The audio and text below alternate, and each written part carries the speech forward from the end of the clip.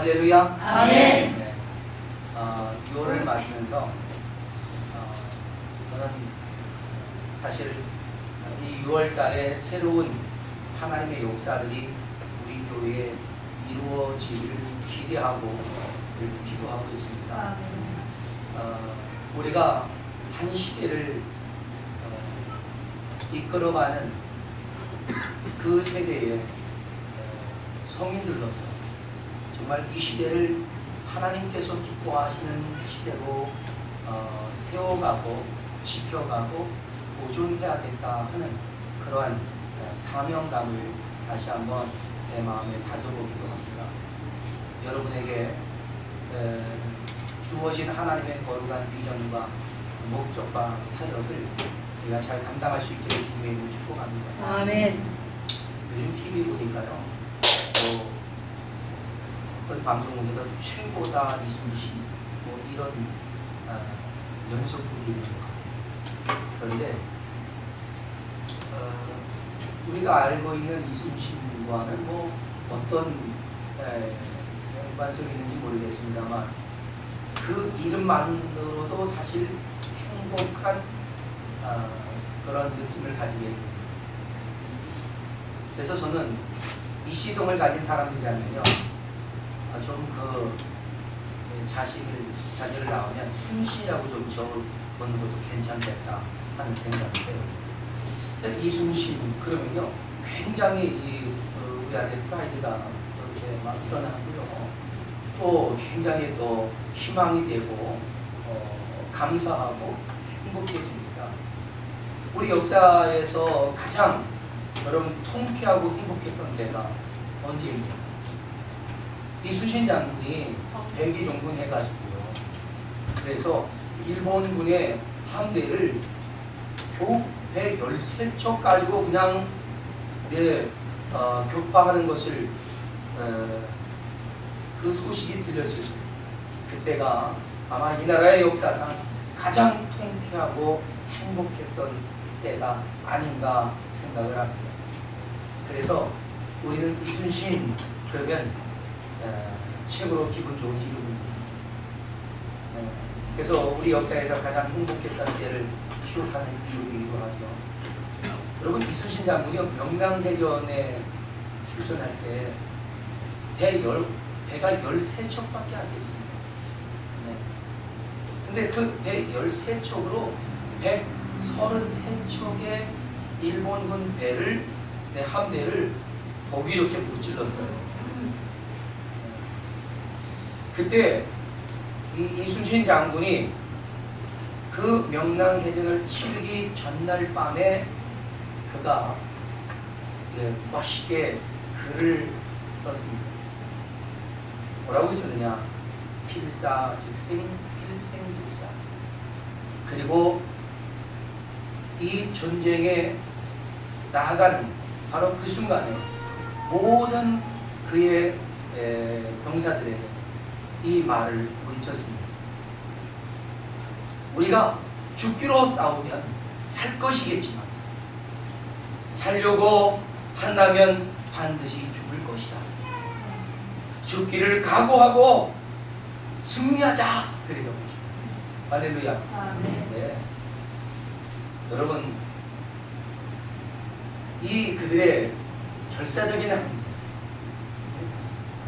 내가 살든지 죽든지 반드시 이겨내겠다라고 하는 그들의 이 무서운 의지, 한 목숨을 조국을 위해 바치겠다고 했던 그들의 충정, 결국 그들은 이겼습니다. 할렐루야. 그래서 우리가 이순신 하면 바로 그 엄청난 역사들을 우리가 생각하게 되는 것이죠. 그래서 저는 우리 인생에서도 이렇게 통쾌하고 유쾌하고 상쾌한 이러한 시절을 우리가 원한다면 우리 인생을 살면서 내가 하나님의 백성으로서 신앙을 지키고 살아가는 데 있어서 필사즉생, 필생즉사의 그런 결의를 가지고 나아간다면 우리는 무엇인가 이뤄낼 수 있지 않을까 생각합니다. 6월 우리는 사실 여러분 호국의 달이기도 하지만 우리는 좀 더 이런 굳은 의지를 가지고 우리가 하나님의 더 큰 비전을 향해서 도전해 볼 수 있는 그런 6월달이 될 수 있기를 바랍니다. 예. 그런데 이렇게 이순신 장군이 필사직생 필생직사라고 하는 말을 그들에게 큰 소리로 외쳤을 때에 정말 이순신 장군이 그들에게 요구했던 것 그것은 무엇이었습니까? 네, 정신을 차리고 깨어있으라라고 하는 그런 의미였단 말이죠. 마가복음 13장 오늘 우리가 함께 보고 있는 이 마가복음 13장은요 주님의 재림 때에 일어날 일들을 말씀하고 계십니다. 그래서 대혼란의 징조들을 기록하고 있죠. 그래서 마가복음 13장은요 종말에 어떤 일들이 일어날 것인지를 확인하는 그래서 그 시대의 때를 분별할 수 있는 교과서와도 같은 그런 본문입니다. 종말에 대한 징조로서 여러 가지를 소개하고 있죠. 첫째는 거짓 그리스도가 출현을 해서 이단과 사이비 종교들이 득세하는 거죠. 그리고 그들은 이적과 기사를 보이면서 많은 사람들을 미혹한다라고 했습니다. 또 두 번째는 세계 곳곳에서 난리와 소문이 일어나서 많은 사람들을 두렵게 한다는 것이죠. 그래서 분쟁과 다툼과 싸움이 일어나는 것입니다. 그리고 제 세계 곳곳에 지진과 기근 그리고 여러 가지 재난과 재해가 일어나서 많은 사람들의 삶을 힘겹게 할 것이다 라고 했습니다. 그리고 네 번째는 가정이 깨진다는 거예요. 인륜과 천륜이 무너져 내린다는 것입니다. 그리고 다섯 번째 그리스도인들은 그리스도인이라고 하는 그것 때문에 비난과 조롱과 따돌림과 테러를 당하게 될 것이라고 했습니다. 그리고 여섯 번째 그러는 가운데에서도 복음이 땅끝까지 증거되기 위해 선거에 헌신하는 경건한 사람들이 많이 일어나게 될 것이라고 하는 것입니다. 마치 오늘날의 세계의 정황을 본 것 같지 않습니까? 오늘 성경은 이런 종말의 시대에 그렇다면 성도들은 어떻게 살아야 할지를 말씀하고 있다는 것입니다. 요즘은 그 어느 때보다 종말의 시대를 실감할 수 있는 시대가 아닌가 생각합니다. 이런 일들이 일어나면 그 세계가 지나가기 전에 예수님께서 재림하시고 구원받을 백성들을 사망에서 모으신다고 하셨습니다. 이 세대가 지나가기 전에 일어나리라 라고 했단 말이죠. 그런데요 이 세대라고 하는 이 말 헬라어 원문은요 사실 정관사 해를 사용해서 헤게네아라고 하는 단어를 썼습니다. 이게 무슨 말이냐? 곧 그 세대라고 하는 말입니다. 그러니까 우리가 연도로 정확하게 어느 때다라고 생각할 수 있는 그런 것이 아니라 이러한 징조가 나타나는 그 세대를 말하는 것입니다. 그런데 이러한 징조가 예수님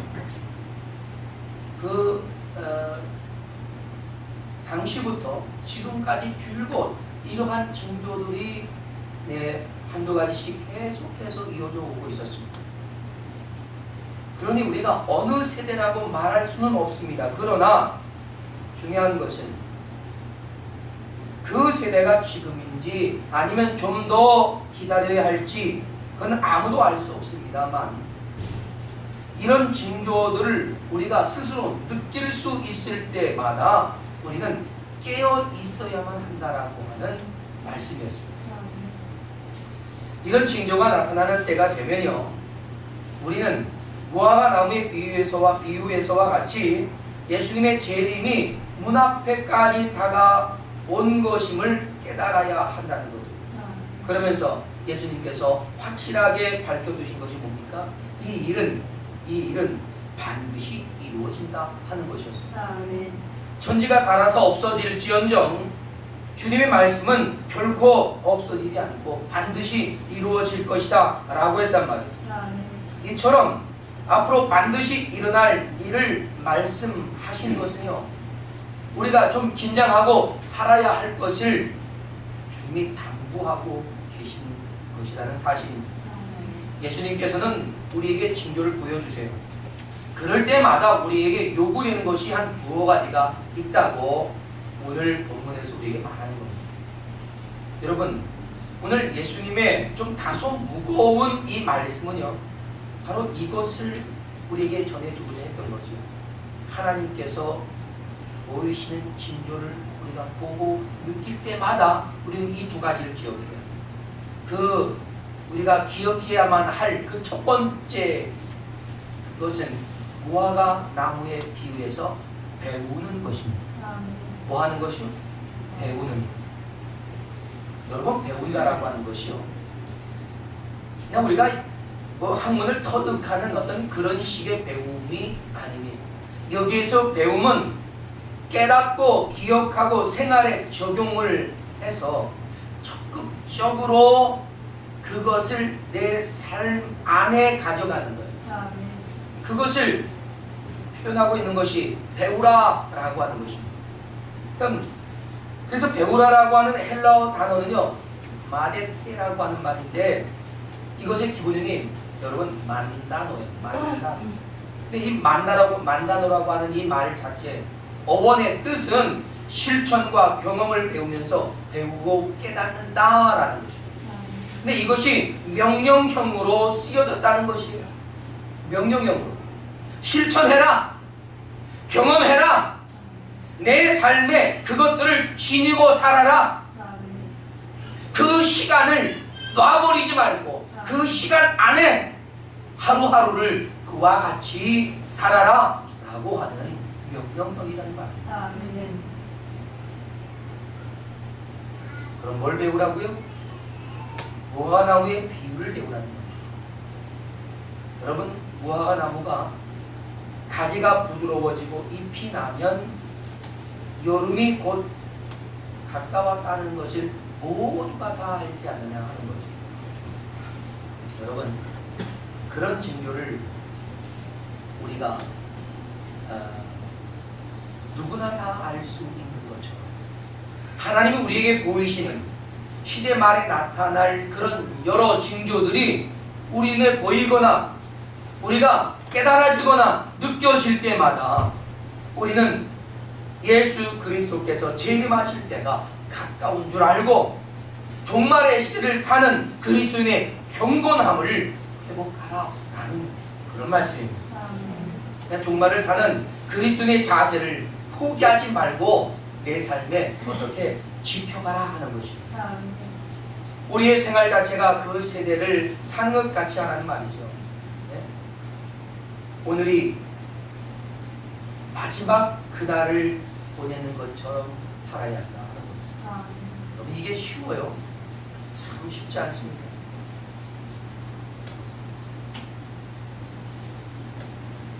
우리는 예수님이 분명 오늘은 안 오실 거야 라고 믿고 살지, 예수님이 분명 오늘 오실 거야 라고 믿고 사는 사람은 그리 없다.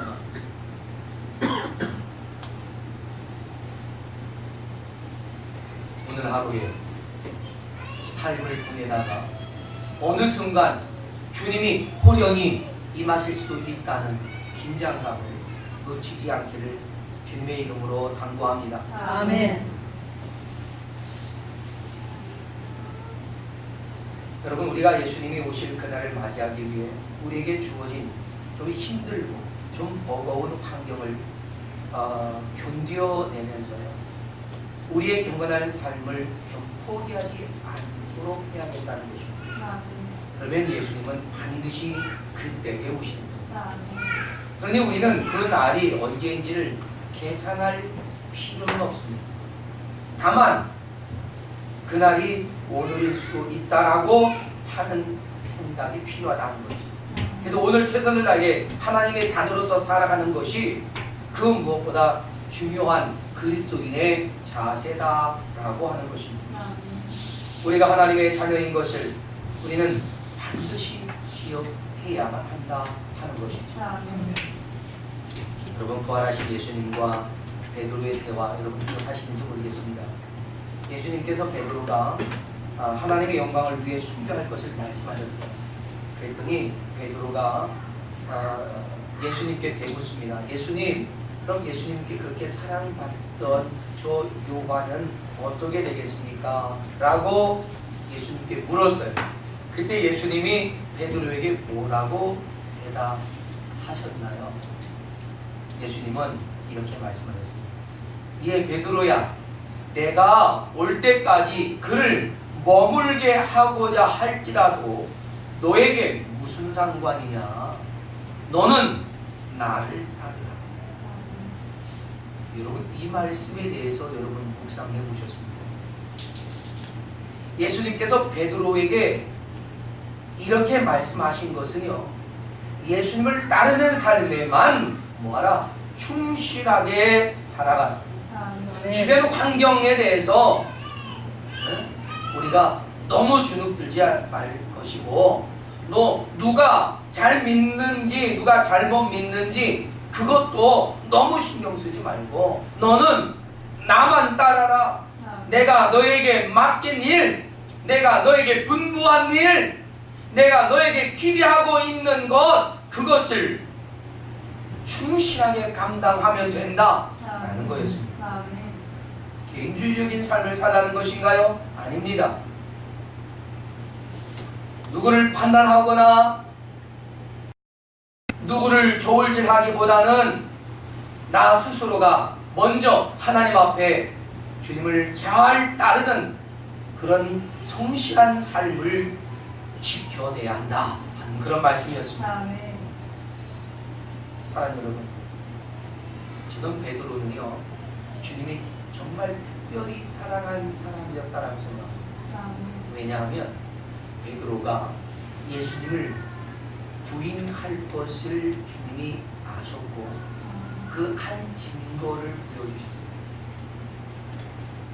뭐였습니까? 닭 울기 전. 그래서 그가 3번 부인했을 때 꼭기요 하고 닭이 울었다. 새벽마다 베드로는 벌떡벌떡 일어났을 거예요. 그래서 새벽 기도를 하지 않았을까? 새벽마다 회개하지 않았을까? 네. 그래서 베드로는요, 특별한 은혜가 여러분이 예수님을 부인했는데 꼭기요하고 닭이 울었다면 여러분은 닭 울음소리에 여러분이 통회하고 자고 가지 않겠습니까? 그래서 베드로에겐 닭 울음소리가 회개의 기회가 되었던 거죠. 또한 무지개가 뜰 때마다 우리는 아름다워라 라고 생각하기보다는 노아에게 보여주셨던 무지개를 생각하고 하나님께서 다시는 물로 심판하지 아니하겠다라고 약속하신 하나님의 언약을 떠올리면서 우리가 하나님 앞에 범죄하지 말아야겠다, 우리가 하나님 앞에 온전하게 우리의 믿음의 신앙을 지켜야겠다 라고 하는 또 다른 신앙의 결단을 할 수 있었던 것처럼 우리 살아가는 이 시대의 여러 징조들을 볼 때마다 오늘 여러분에게 말씀드렸던 마가복음에서 말씀하신 그 6가지의 징조들을 우리가 보거나 듣거나 느낄 때마다 우리는 회개하고 경건한 삶을 살아가되 정말 긴장을 하고 살아가는 그러한 기회로 삼아야 할 것이다 하는 것입니다. 그래서 징조는 성도들을 위한 하나님의 또 다른 배려였던 것을 깨닫습니다. 그렇다면 징조를 보거나 느낄 때마다 우리에게 요구되는 두 번째는 무엇일까? 그것은 깨어 있어야 한다는 것입니다. 예수님은 주의하라, 깨어 있으라 라고 반복적으로 명령하셨습니다. 주의하라는 이 단어의 뜻은 경험에서 알고 조심해라 라는 단어의 의미를 가지고 있습니다. 또 깨어있으라 라고 하는 단어 역시도 정신을 차리고 졸지 말고 깨어서 주의해야 한다 하는 것입니다. 이 비슷한 의미의 두 단어가 반복적으로 사용되었다라고 하는 것은요, 히브리 사람들의 그런 전형적인 강조법입니다. 그러니까 주위에서 깨어 있어야만 할 것을 강조합니다. 우리말 표현으로 아주 점잖고 품위 있고 고상한 말이 있잖아요. 죽어도 깨어 있어야 한다. 여러분이 함께 옆에 분인데 그렇게 말합니다. 죽어도 깨어 있어야 한다. 죽어도 깨어 있어야 한다. 여러분, 죽어도 깨어 있어야 하는 것입니다. 아멘.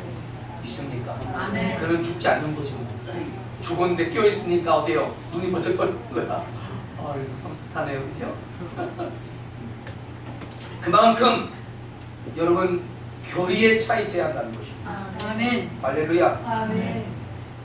일어난 징조를 보아서 분명히 마지막 때라는 것을 알았다면 그게 정신을 차리고 졸지 말고 깨어서 조심하면서 우리가 우리의 삶을 주의해야 할 것이다. 이건 선택사항이 아니란 말입니다. 명령입니다. 아주 엄한 명령이에요. 주님이 언제 오실지 모르는 그런 상황에서 정신없이 살아선 안 된다는 거죠. 항상 되어 있으라는 거예요. 여러분, 가끔 권투 경기나 레슬링 같은 이런 경기 또는 뭐 지난번에 보니까 이게 뭡니까? 예? 이거 역도를 선수 보니까요, 코치가 막 주물러주더니 얼굴을 딱 때리더라고요. 야, 아프겠다 싶었어요. 근데 뭐 째려보지도 않아요. 그냥 정신 딱 차리고 막 이러더라고요. 왜 그랬을까요? 정신 차려! 하는 거죠. 네. 그리고 가서 쩍 들어올리더라고요. 여러분, 우리의 삶이 좀 버겁고 힘겹고 또 지쳐갈 즈음엔 우리의 정신이 몽롱해져요. 그런 몽롱한 상태로 그냥 있으면 딴 생각이 들고 집중하지 못해서 정신을 잃어버리는, 정신줄을 놓는다. 그 끝장이에요. 아시겠습니까? 그래서 정신을 차리라는 말은요, 성경에 아주 많이 강조된 말씀입니다. 바울 사도도 베드로도 아주 강조했어요. 바울 사도가 데살로니가 전서 5장 8절에 이렇게 말합니다. 바울은 우리는 낮에 속하였으니 정신을 차리고 그랬습니다. 정신을 차리고. 아멘. 그리고 고린도전서 15장 34절에서도 깨어 의를 행하고 죄를 짓지 말라라고 말했어요. 명령이었어요. 명령. 정신을 차려라, 깨어라. 이건 다 명령형으로 이루어지고 있었단 말이에요. 베드로 사도 역시 베드로 전서 4장 7절에서 만물의 마지막이 가까웠으니 그러므로 너희는 정신을 차리고 근신하여 기도해라 라고 했습니다. 베드로전서 5장 8절에 우리가 잘 아는 말씀을 하셨지요. 근신하라, 깨어라. 너희 대적 마귀가 우는 사자와 같이 두루다니며 삼킬 자를 찾는다. 그러니 깨어 있어야 한다는 겁니다. 그렇습니다. 정신을 차리지 않는다면 여러분, 우리가 위험한 거예요. 그래서 바울은 에베소 6장 10절로 18절에 전신갑주로 무장하라고 항상 깨어서 기도해야 할 것을 명령하고 있었습니다. 사랑하는 여러분, 우리가 깨어있지 않으면요, 우리 스스로 큰 위험에 빠진다는 것을 알아야 합니다. 우리가 깨어있어야 한다는 의미가 그럼 뭘까요? 첫째는 잠들어 있지 말라는 겁니다. 아무 생각 없이 흘러가는 인생 되지 말라는 거예요. 네. 내일 내가 무엇을 해야 할지 전날에 계획하고 생각하고 그리고 내일 일을 준비하는 것이 되어야 돼요. 걱정하는 것이 아니라 준비하는 것. 그래서 아침 부지런하게 맞이하고 부지런하게 하루를 달려갈 수 있어야 되는 거예요. 네. 그렇지 않고 아무 생각 없이 하루하루를 맞는다면 우리의 인생은 허송세월로 물들어가는 거예요. 사랑하는 여러분, 여러분은 뭘 위해 살아가고 계십니까?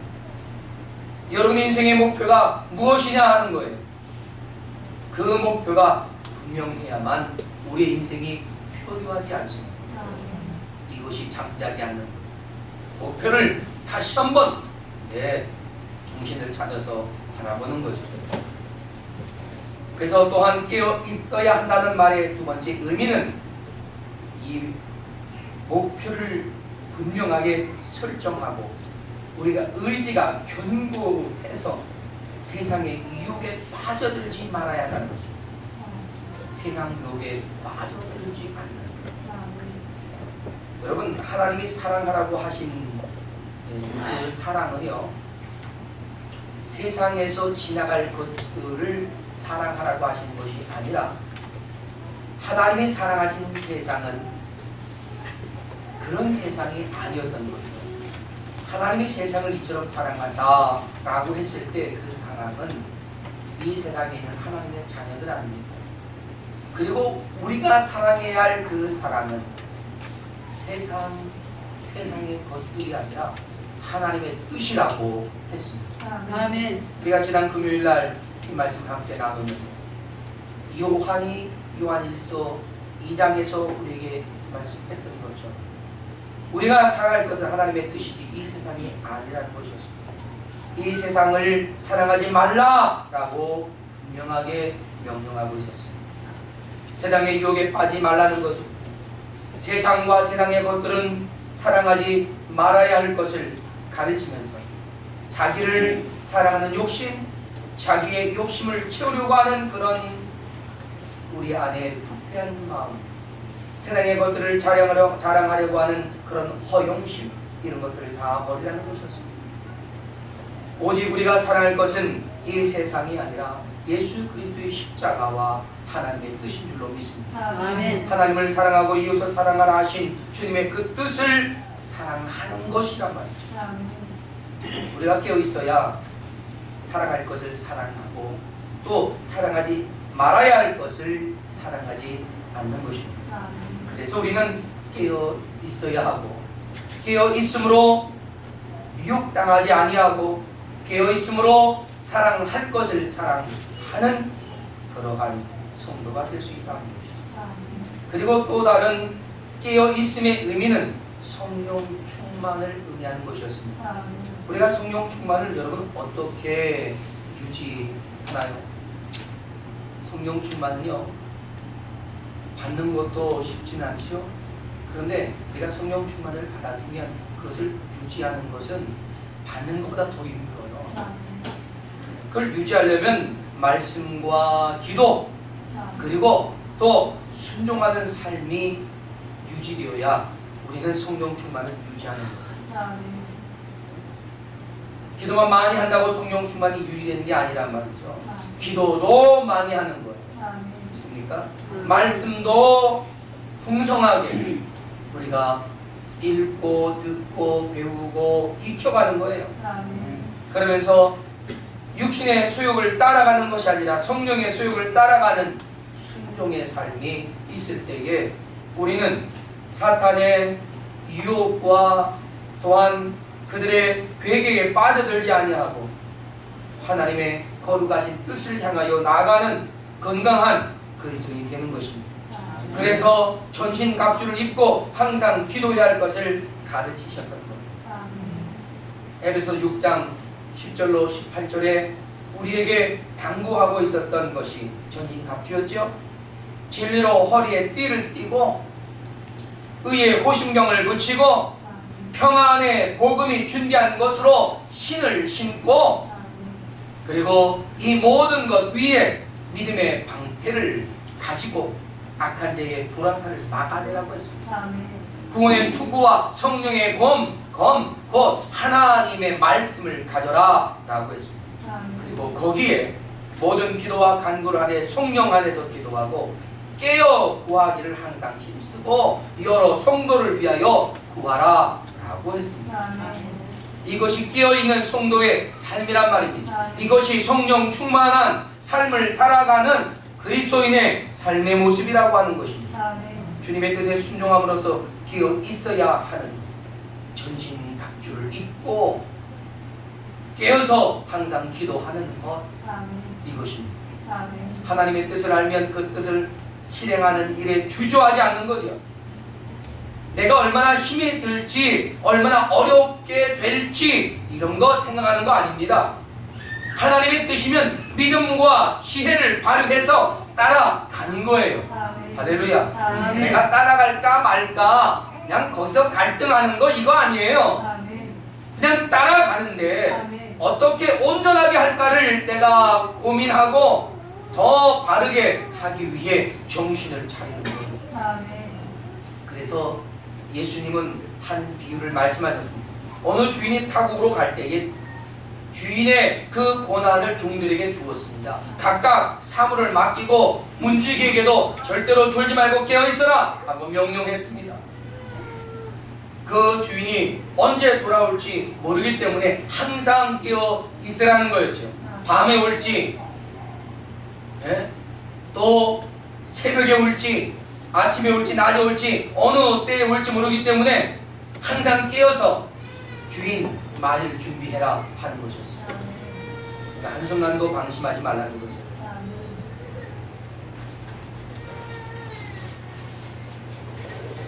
마태복음 24장의 내용이 마가복음 13장의 내용과 병행되어진 내용입니다.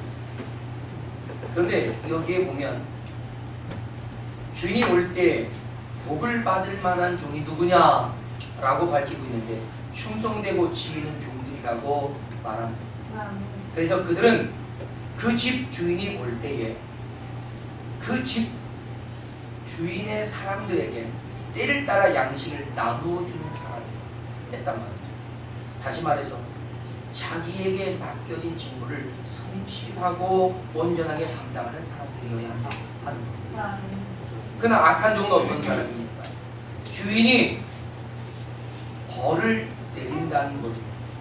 근데 이 악한 사람들은 에이 우리 주인 어디도 안 왔는데 오늘도 안 올 거야 라고 방심하면서 술 친구와 더불어 먹고 마시며 살아가는, 그야말로 생각 없이 살아가는 그러한 종들, 반드시 주인이 돌아와서 그들을 벌할 것이다 라고 했습니다.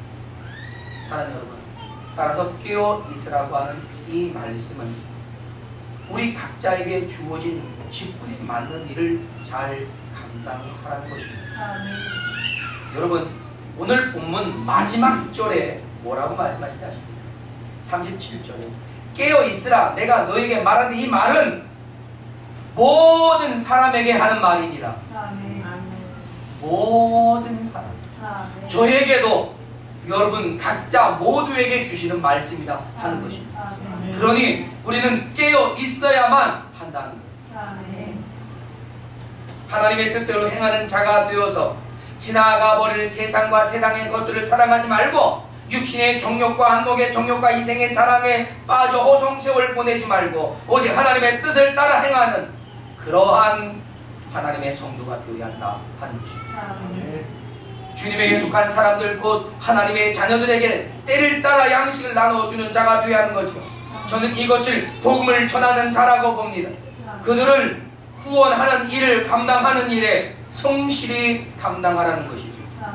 주님이 오시려면 아직 멀었다고 생각하는 그런 게으른 종이 아니라 오늘 오실 수 있다라고 하는 것을 알고 오늘 내가 해야 할 일에 최선을 다하고 성실히 살아가는 그런 그리스도인의 삶. 오늘 할 일을 내일로 미루고 오늘 마무리 지으려고 하는 그러한 깨어있는 신앙의 삶을 살아갈 수 있어야 할 것이다. 사랑하는 여러분, 지금은 깨어 있어야 할 때입니다. 옆에 분에게 지금은 깨어 있어야 할 때입니다. 지금은 깨어 있어야 됩니다. 그렇습니다. 지금은 깨어 있어야만 돼요. 지금이 우리가 복음을 전해야만 할 마지막 기회에 때로 주어져 있다는 것을 알아야 합니다. 지금이 우리가 경건하고 거룩하게 회복되어야 할 회개의 마지막 기회의 찬스라는 사실을 알아야 합니다. 지금이 우리가 무엇보다 조심하고 경계하며 우리의 믿음과 신앙을 견고하게 지켜내야만 할 때라는 사실입니다. 여러분, 함께 깨어 있읍시다. 아멘. 자리에서 함께 일어나서 우리가 함께 깨어서 우리에게 맡겨진 사명 잘 감당하도록 주님의 뜻을 이루어 드리는 거룩한 성도의 삶을 살아가도록 우리 함께 이 시간 기도하며 나아갈 수 있기를 바랍니다. 다 같이 이 시간 기도하겠습니다. 할렐루야.